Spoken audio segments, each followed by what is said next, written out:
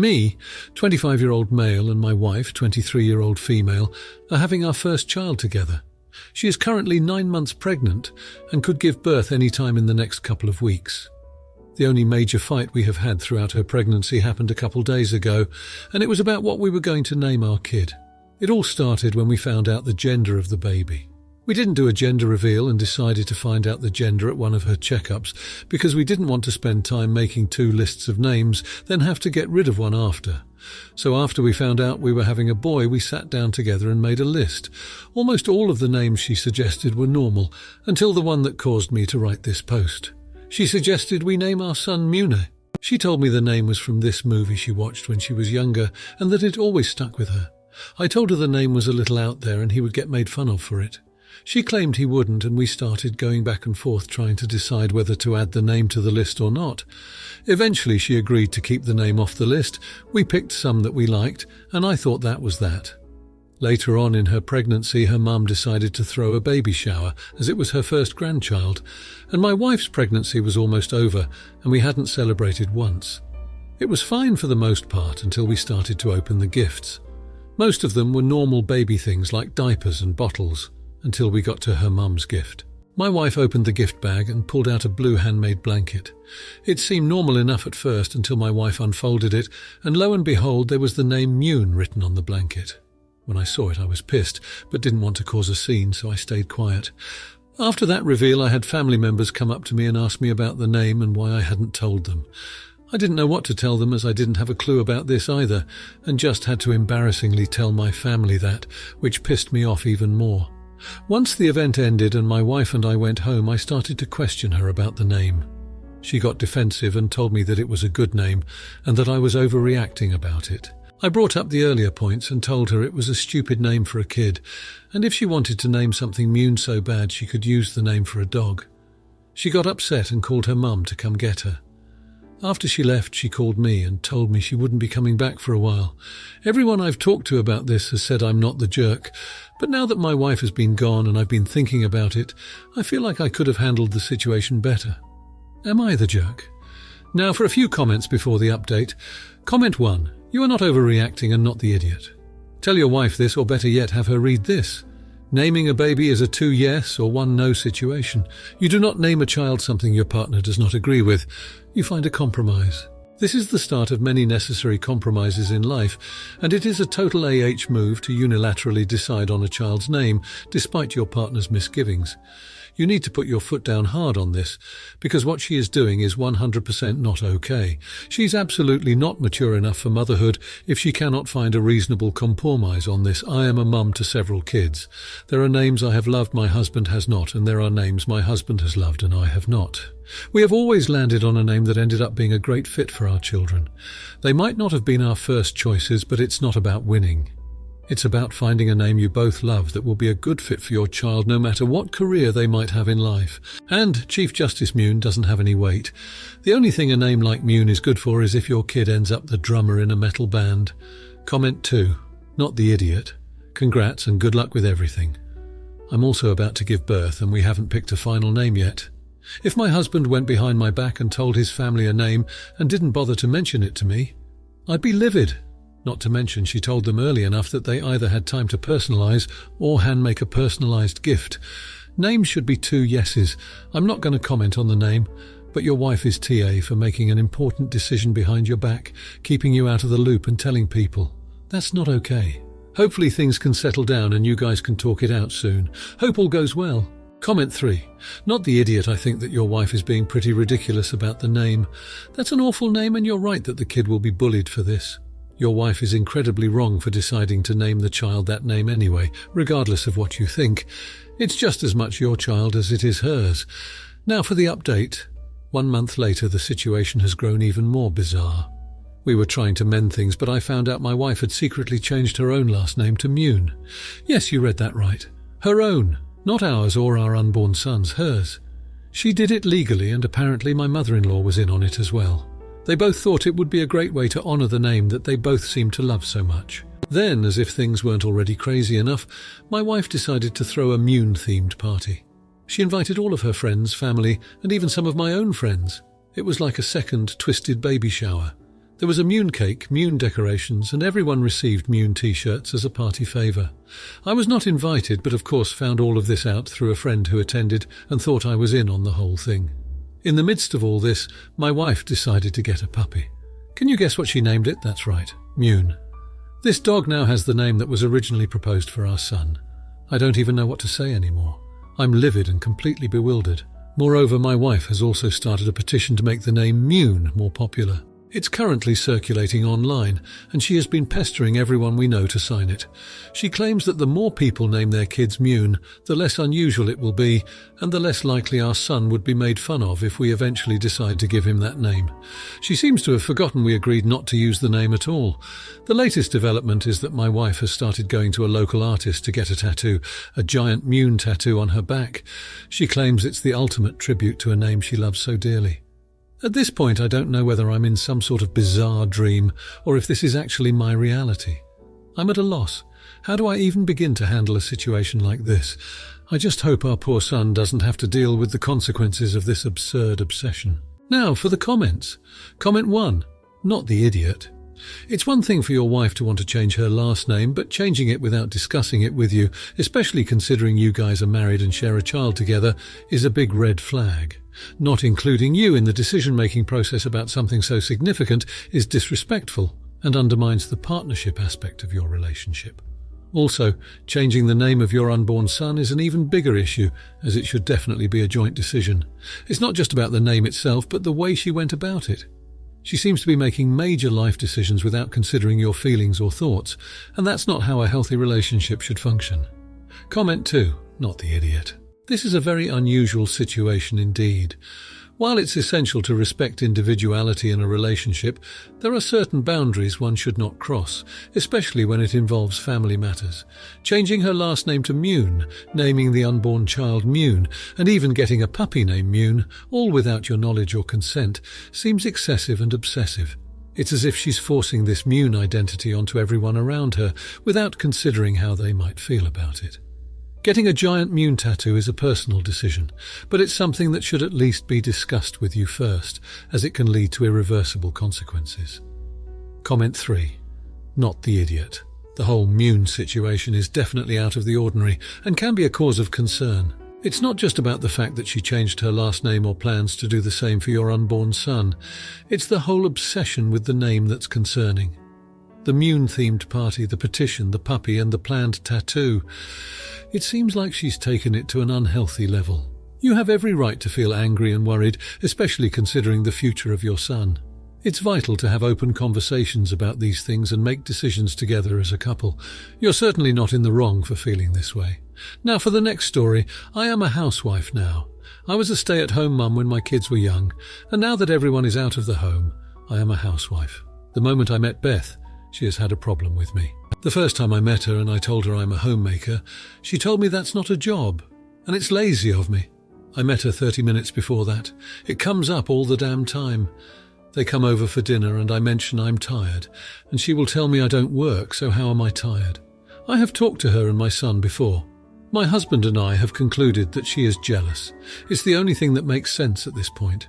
I have told her if it happens again, I will ask her to leave, and the comments stopped for a bit. They were over for a dinner party and I was talking about how I made the pie for tonight. Beth made a comment that of course I had enough time since I don't work. I had enough and told her I had enough. I get that she is jealous of me since she has to work, but she needs to get out and she's not welcome back. My son and she called me a jerk for kicking them out. Edit. Not working doesn't equal lazy. I'm not loafing around the house all day. I get up, do all the chores, take care of all the paperwork, go to the gym, take the dogs out, make homemade meals every day, volunteer and so on. Lazy would be chilling in front of the TV all day, not having the home spotless and having my husband have no worries about anything that isn't work-related. Now for a few comments before the update. Comment 1. Not the idiot, but also an idiot. If someone disrespects you in your own house, you can kick them out. No problem there. My husband and I have concluded that she is jealous. It's the only thing that makes sense at this point. She's not jealous of your decision to be a housewife. She thinks you're uneducated, unskilled, and/or useless. She disrespected you because she has no respect for your choices and your lifestyle. The whole, they hate me because they're jealous is 99% cope. Learn how to handle judgment from others. You're supposed to be the adult here. Comment 2. Not the idiot housewife is a hard job, and taking care of them was a great job. If she's jealous and is saying this to try and let your son know she doesn't want to work, she's got to talk to him. Son is, you're the idiot. I don't understand how he's calling you a jerk and didn't see an issue in standing up for you. Speak to him first maybe on the issue, but you should not be disrespected in your own home. Comment 3. She was warned. She was rude. She was kicked out. What did she expect was going to happen? Now you can approach this constructively with your son and ask him if there is something going on with her that you can help with, but make it clear that her rudeness will not be tolerated. Now, for the update. Well, talk about a whirlwind of 2 weeks, let me tell you. Now, I've been able to keep my cool with Beth for years, but after she left that dinner party, she turned our peaceful suburban street into a war zone. Beth apparently has been harbouring a secret grudge against me.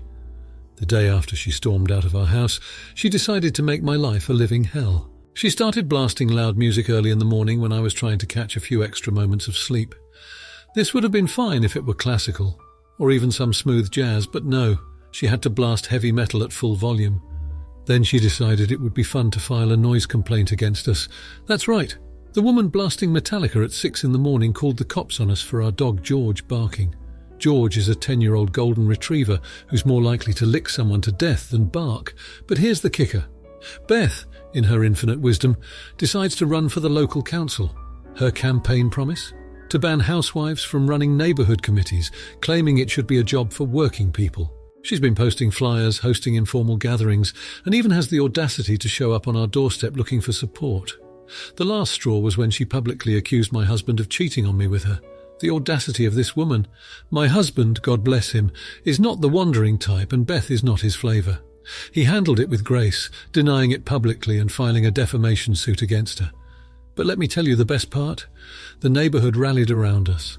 They're tired of her drama, her accusations, her blatant disrespect. They squashed her council campaign, threw out her flyers, and even started a petition to get her to move out of the neighbourhood. I've seen a lot in my time as a housewife, but I never thought I'd see the day when I'd become the cause célèbre of my neighbourhood. And Beth, she's learning the hard way that respect is a two-way street. So, here's to the next 2 weeks. Who knows what's going to happen next? Maybe Beth will decide to run for president and ban housewives from the country, but I've got a great community by my side, and let's just say I'm not scared of a challenge. Now, for the comments. Comment 1. Not the idiot. You're not responsible for Beth's behaviour or her feelings toward you. It sounds like she's projecting her own issues onto you out of resentment or jealousy. Playing loud music at inappropriate hours and filing a noise complaint against your dog are petty acts of retaliation. It's unfortunate that she's taken this to such an extreme level, but it's heartening to see your community supporting you. Stand your ground and continue to handle this situation respectfully and tactfully. Remember, her actions reflect on her, not you. Comment 2. Not the idiot. Beth clearly has some personal issues she needs to work on, and it is not your problem to fix her. She's not only making a fool of herself, but also causing unnecessary drama in your community. Her campaign to ban housewives from running neighbourhood committees is sexist, outdated and illogical. It's great to see your neighbourhood rallying against her attempts to stir up trouble. As for the accusation against your husband, unless she has solid proof, it's just a baseless claim to further her own agenda. Comment 3. Not the idiot. You're simply the target of Beth's misplaced anger, and it's clear she's trying to manipulate the situation to her advantage. Her public accusation against your husband is not just an attack on your marriage, but a desperate attempt to gain sympathy and support for her council campaign. It's heartwarming to hear that your community has seen through her antics and chosen to support you instead.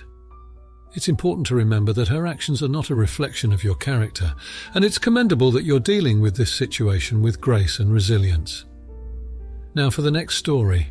I, female, have been married to my husband Jeff for a year now. He has a daughter, 12, with his deceased wife. When I first met Jeff, it was obvious that he was struggling as a single parent. For my stepdaughter's birthday, he'd usually get a cake from the bakery. This has been the case since her mum passed away.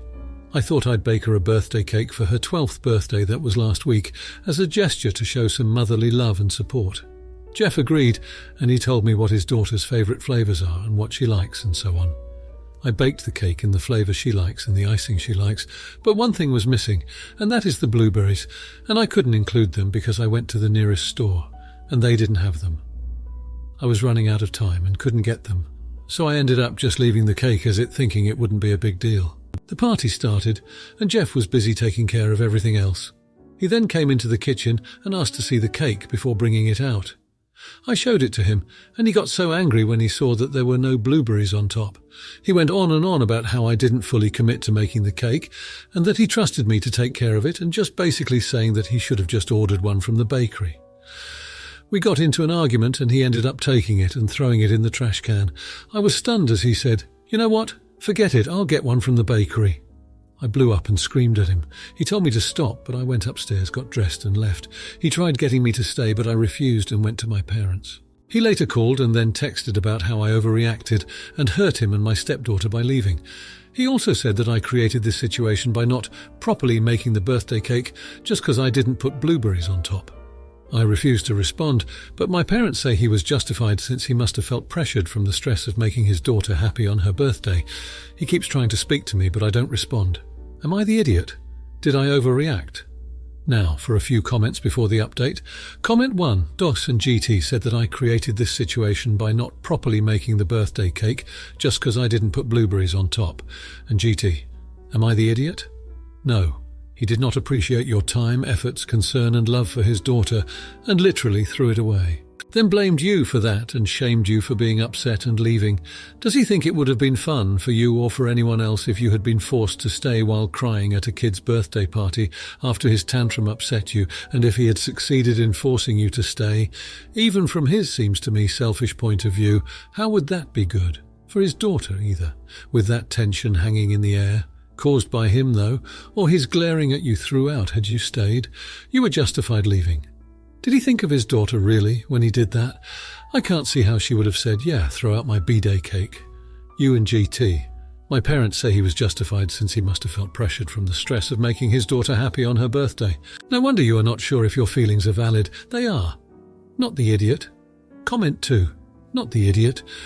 You went out of your way to research what kind of care your stepdaughter would want, put in the effort to bake a cake after agreeing with the dad on you baking the cake, and baked a lovely birthday cake. It was just missing one kind of deco because you couldn't source it in time. He went nuclear and threw out your cake. Yeah, I wouldn't have stayed around after that either. It is a childish, vindictive, aggressive and hurtful way to deal with what he saw as a less than perfect situation. He seems extremely overprotective of his daughter.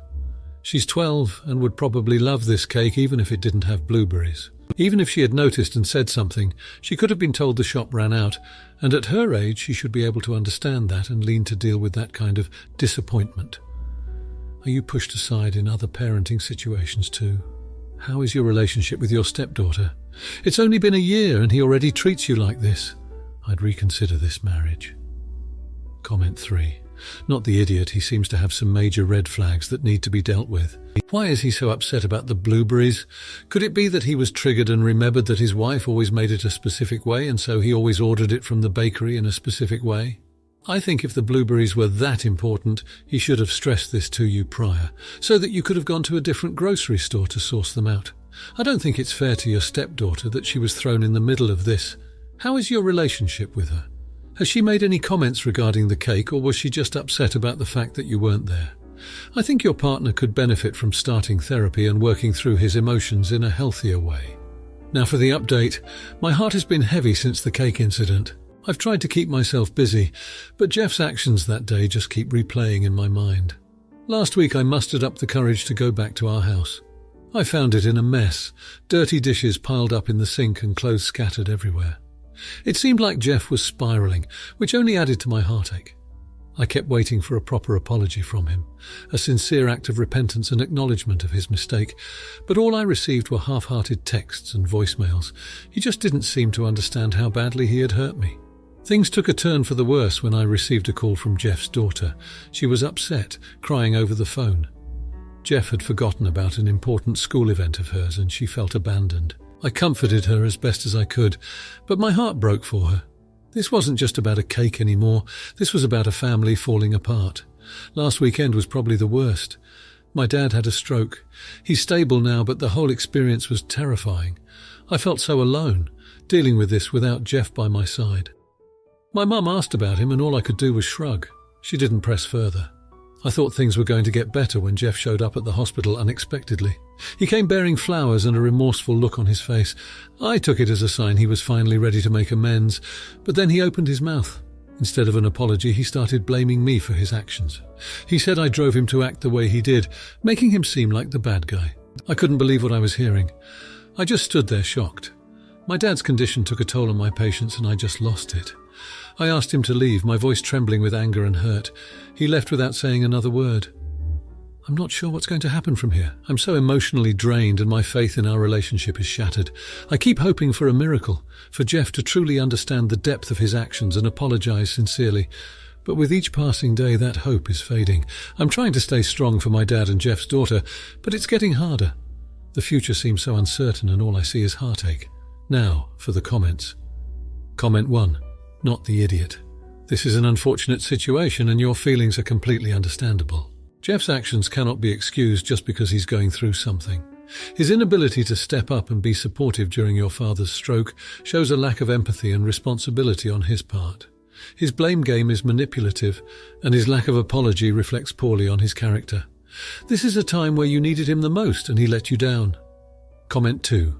Not the idiot. It seems like Jeff is dealing with his own issues, but that doesn't give him the right to behave irresponsibly. Forgetting his daughter's school event and leaving your house in disarray shows a lack of respect and consideration for both you and his family. It's important to maintain boundaries in such situations. If he refuses to acknowledge his mistakes and make amends, it might be in your best interest to distance yourself from him for your own mental and emotional well-being. Comment 3. Not the idiot. It's clear that you're going through a tough time, and Jeff's actions are adding to your stress rather than alleviating it. His lack of support during your father's stroke and the subsequent blaming is a major red flag. It's not your responsibility to fix or tolerate his behavior. You've shown remarkable strength and patience, but it's important to prioritize your own well-being. It might be time to reevaluate your relationship with Jeff. If you like this video, you'll probably like these too. Also, while you're here, please consider subscribing. It's your support that keeps this channel alive and allows me to make better and longer videos. Have a great day.